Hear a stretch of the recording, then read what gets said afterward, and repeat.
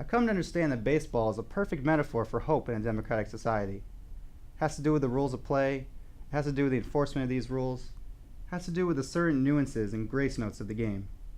First, it has to do with the remarkable symmetry of everything. All those threes and multiples of three, calling attention to the game's noble equality. Equality, that is, of opportunity. Everyone is given the same exact chance, and the time to seize that chance in as well.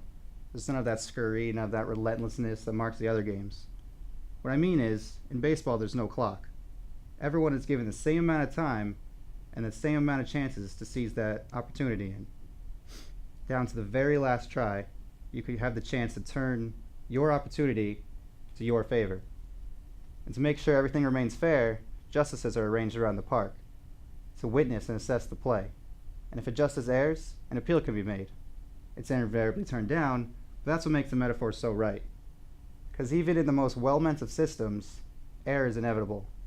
And even in the fairest of paradigms, unfairness will creep in. So, baseball is better than democracy. At least democracy has to practice in this country. Because unlike democracy, baseball acknowledges loss. Conservatives will tell you, leave everyone alone and no one will lose. And liberals will tell you, interfere a lot and no one will lose. Baseball says someone will lose. Not only says it, but insists upon it. So baseball achieves the tragic vision democracy evades. Democracy's lovely, but baseball's more mature. Wait. We cannot break bread with you. You have taken the land which is rightfully ours. Years from now, my people will be forced to live on mobile homes, on reservations. Your people wear cardigans and drink highballs. We will sell our bracelets by the roadside. You will play golf and enjoy hot hors d'oeuvres. My people have pain and degradation. Your people have stick shifts. The gods of my tribe have spoken. They have said, do not trust the pilgrims, especially Sarah Miller. And for all these reasons, I have decided to scalp you and burn your village to the ground.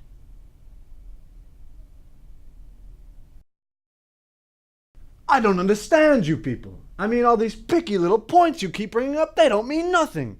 You saw this kid just like I did. You're not going to tell me you believe that phony story about losing the knife? Or that business about being at the movies? You know how these people lie. It's born in them. I mean, what the heck? I don't have to tell you. They don't know what the truth is. And let me tell you, they don't need any real big reason to kill someone either. No, sir. They get drunk. Oh, they're real big drinkers, all of them. You know that. And bang, someone's lying in the gutter. Oh, nobody's blaming them for it. That's the way they are. By nature, you know what I mean. Violent. Where are you going? Human life don't mean as much to them as it does to us. Look, they're lushing it up and fighting all the time, and if somebody gets killed, so somebody gets killed, they don't care. Oh, sure, there's some good things about them, too. Look, I'm the first one to say that. I've known a few who are okay, but that's the exception, you know what I mean? The rest, it's like they have no feelings. They can do anything. What's happening in here? You're making a big mistake, you people. This kid is a liar. I know it. I know all about them. Listen to me. They're no good. There's not a one of them who's any good. What's happening in here? This kid on trial, his type, what don't you know about them? There's a danger here. These people are dangerous. They're wild. Listen to me. Listen.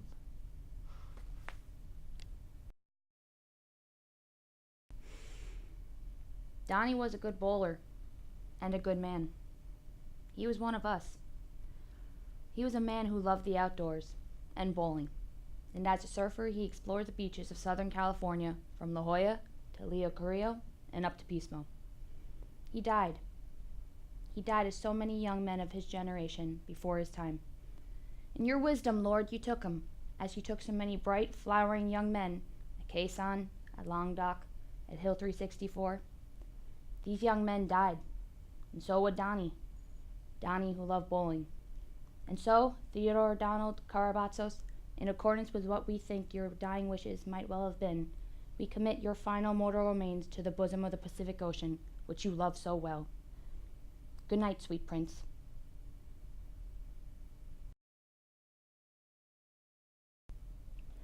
Let me tell you something about Janice Ian. We were best friends in middle school. I know, right? It's so embarrassing. Whatever. So then in 8th grade, I started dating my first boyfriend, Kyle, who was totally gorgeous, but then he moved to Indiana. And she was like weirdly jealous of him. Like if I would blow her off to hang out with Kyle, she'd be like, why didn't you call me back? And I'd be like, why are you so obsessed with me? So then for my birthday party, which was an all-girls pool party, I was like, Janice, I can't invite you because I think you're a lesbian. I mean, I couldn't have a lesbian at my party. There was going to be girls in their bathing suits. I mean, right? She was a lesbian. So then her mom called my mom and started yelling at her, and it was so retarded. And then she dropped out of school because no one would talk to her, and then she came back in the fall, and all her hair was cut off, and she was totally weird, and now I guess she's on crack. Oh my god, I love your skirt. Where'd you get it?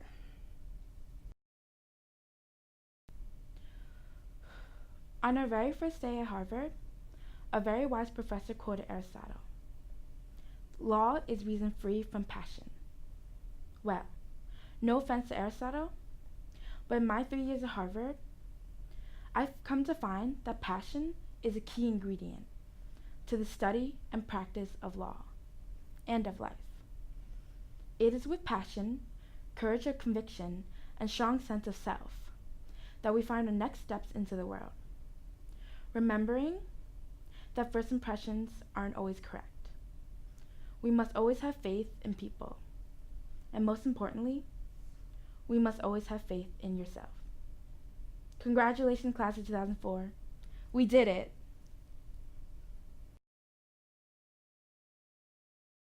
Gentlemen, welcome to Stratton Oakmont. The clients we've gone over in the past, they're done. We will now be targeting the wealthiest 1% of Americans. Methods we've used, over. Loud, obnoxious sales hype is worthless to these people. In military terms, it's like carpet bombing. Noisy, menacing, and only marginally effective. As Stratton brokers, you are now laser-guided smart bombs aimed at the most high-priority targets. You will establish an initial relationship with your clients by selling them only blue-chip stocks. Then and only then will you attempt to sell them the pink sheets where the real money is. Now the key to every sale is this. No one wants to buy stocks unless they're going up and going up now. So you need to convince your client to buy before the takeover happens, before the lawsuit is settled, before the patent is granted. If he says, I'll call you back and think about it, you're done. It's dead. No one ever calls back. You need to create urgency.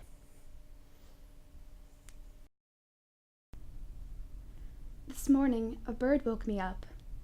It was a lark, or a peacock, something like that. So I said hello, and it vanished. The very moment I said hello. It was quite mysterious. So you know what I did? I went to my mirror and I brushed my hair 200 times without stopping, and it turned mauve. No, honestly, mauve. And then red, and then a deep blue when the sun hit it. I'm 16 years old, and every day something happens to me. I don't know what to make of it. In the morning, when I get up and get dressed, I can tell something's different. I like to touch my eyelids because they're never quite the same. I hug myself till my arms turn blue and cry until the tears come down and I can taste them. I love to taste my tears. I am special. I am special.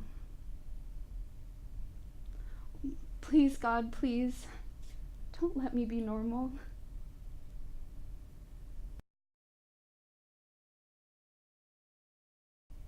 Mike, what's the pool up to me right now?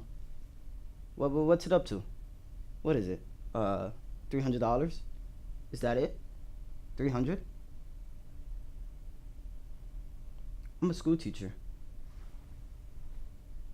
I teach English composition in this little town called Adelaide, Pennsylvania. The last 11 years, I've been at Thomas Alva Edison High School. I was coach of the baseball team in the springtime. Back home, when I tell people what it is I do for a living, they think, well, that figures. But over here, it's a big mystery. So I guess I've changed some. Sometimes I wonder if I've changed so much, my wife is gonna recognize me whenever it is I get back to her.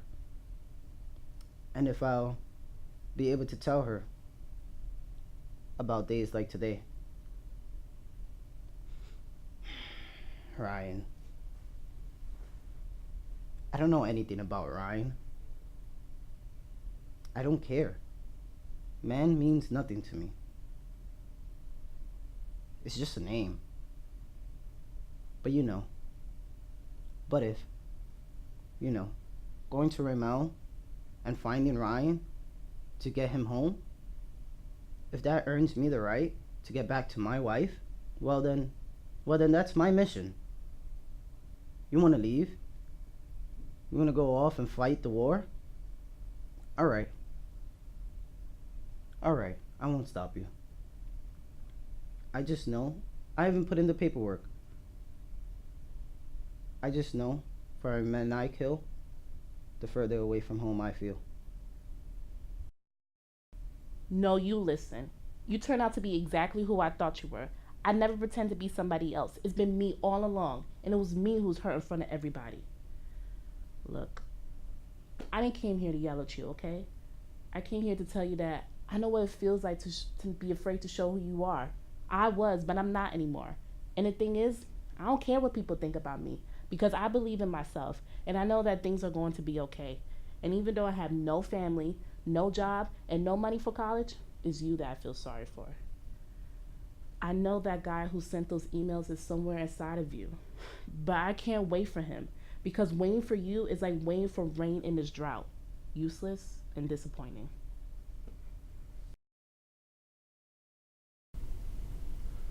I don't know if I'm going to have enough time to write any more letters because I might be too busy trying to participate. So, if this does end up being my last letter, I just wanted to let you know that I was in a pretty bad place before I started high school, and you helped me. Even if you didn't know what I was talking about, or knew someone who's gone through it, it made me not feel alone, because I know that there are people who forget what it's like to be 16 when they turn 17. I know that these will all be stories someday, and our pictures will become old photographs, and we're all going to become someone's mom or dad. But right now, these moments aren't stories. I am here. This is happening. And I'm looking at her, and she is so beautiful. I can see it. This moment where you know that you're not a sad story, where you look at lights on buildings and everything that makes you wonder, and you're on that drive listening to that song with the people that you love most in this world. And in this moment, I swear, we are infinite.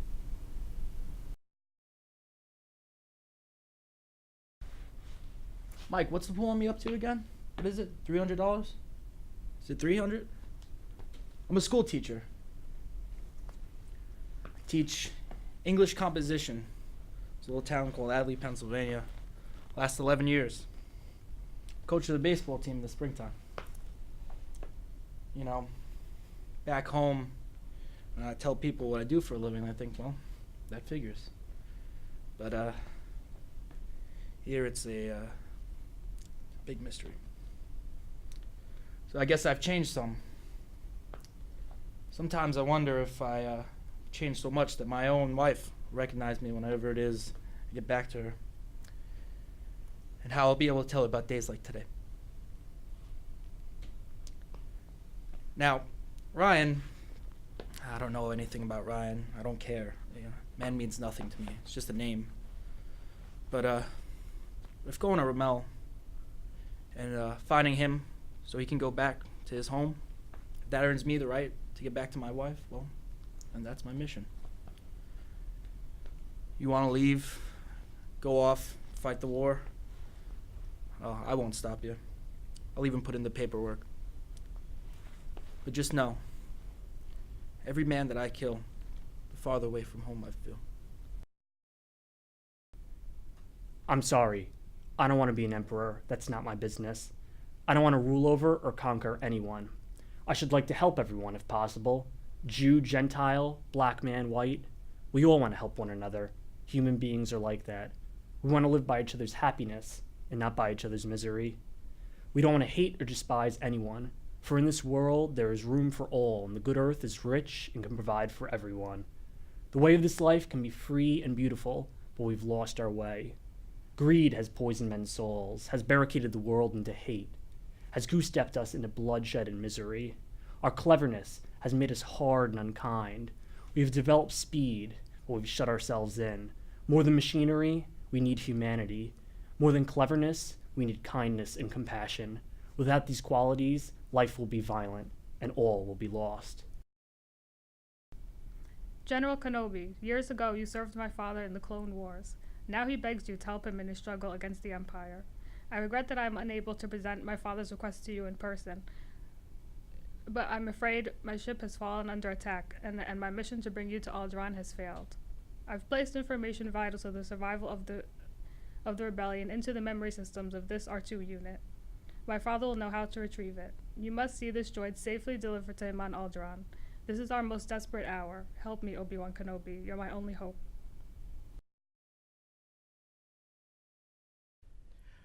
Do it! Just do it! Don't let your dreams be dreams. Yesterday, you said tomorrow. So just do it! Make your dreams come true. Just do it! Some people dream of success, while you're gonna wake up and work hard at it. Nothing is impossible. You should get to the point where anyone else would quit, and you're not gonna stop there. No, what are you waiting for? Do it! Just do it! If you're tired of starting over, stop giving up.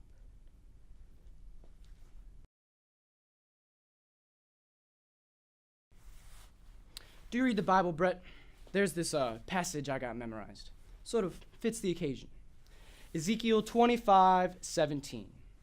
The path of the righteous man is beset on all sides by the iniquities of the selfish and the tyranny of evil men. Blessed is he who in the name of charity and goodwill shepherds the weak through the valley of darkness, for he is truly his brother's keeper and the finder of lost children. And I will strike down upon thee with great vengeance and furious anger those who attempt to poison and destroy my brothers. And you will know my name is the Lord when I lay my vengeance upon thee.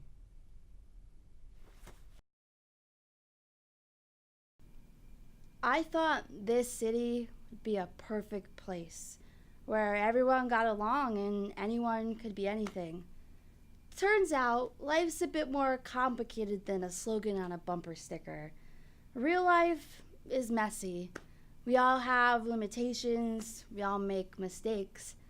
But hey, glass half full, we all have a lot in common. And the more we try to understand one another, the more exceptional each one of us will be.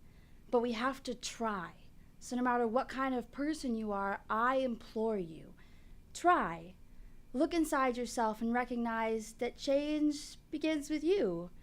It begins with me. It begins with all of us. Well, fear's sort of an odd thing. When I was in residency, my first solo procedure was a spinal surgery on a 16-year-old kid. A girl. And after it was done, after 13 hours, I was closing her up and I accidentally ripped her dural sac, shredded the base of the spine where all the nerves come together, membrane as thin as tissue. And so it ripped open and I The nerves just spilled out of her like angel hair pasta, spinal fluid flowing out of her. And the terror was just so crazy, so real. And I knew I had to deal with it. So I made a decision. I was gonna let the fear in, let it take over, let it do its thing. But only for 5 seconds. That's all I was gonna give it. So I started to count. 1, 2, 3, 4, 5. And then it was over. I got back to work, sewed her up, and she was fine. It's been 6 days, and we're all still waiting for someone to come. But what if they don't? We have to stop waiting. We need to start figuring things out. A woman died this morning just going for a swim, and he tried to save her, and now you're all about to crucify him? We can't do this. Every man for himself is not going to work. It's time to start organizing. We have to figure out how we're going to survive here. Now I found water, fresh water up in the valley. I'll take a group in at first light. If you don't want to come, then find another way to contribute. Last week, most of us were strangers. But we're all here now, and God knows how long we're going to be here. But if we can't live together, we're going to die alone.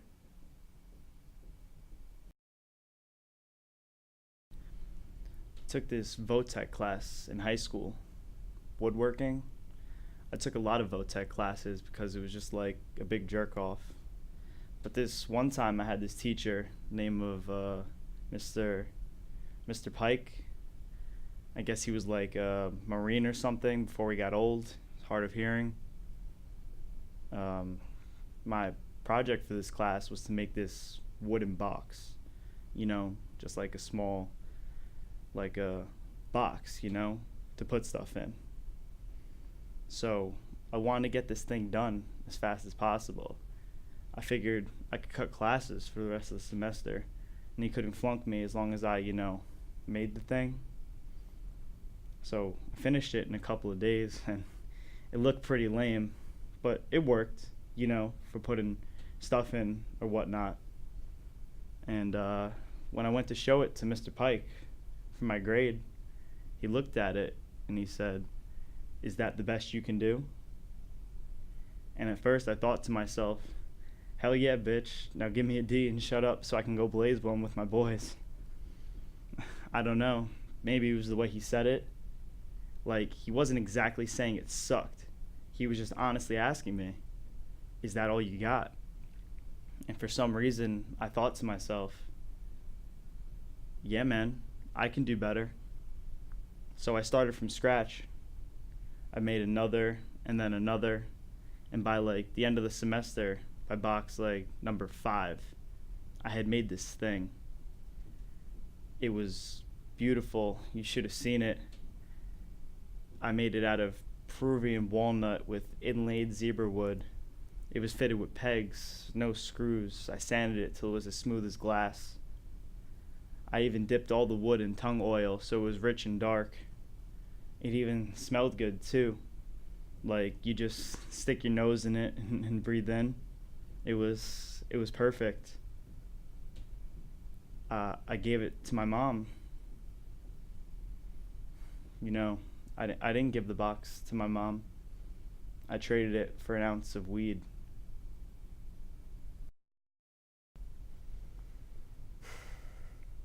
Choose a job. Choose a career. Choose a family. Choose a fucking big television. Choose washing machines, cars, compact disc players, and electrical tin openers. Choose good health, low cholesterol, and dental insurance. Choose fixed interest mortgage repayments. Choose a starter home. Choose your friends. Choose leisure wear and matching luggage. Choose DIY and wondering who the fuck you are on a Sunday morning. Choose sitting on that couch, watching those mind-numbing, spirit-crushing game shows, shoving fucking junk food into your mouth. Choose rotting away at the end of it all, pissing your last in a miserable home, nothing more than an embarrassment to the selfish, fucked up brats you spawned to replace yourself. Choose your future. Choose life. But why would I do a thing like that? I chose not to choose life. I chose something else. And the reasons? There are no reasons. Who needs reasons when you've got heroin?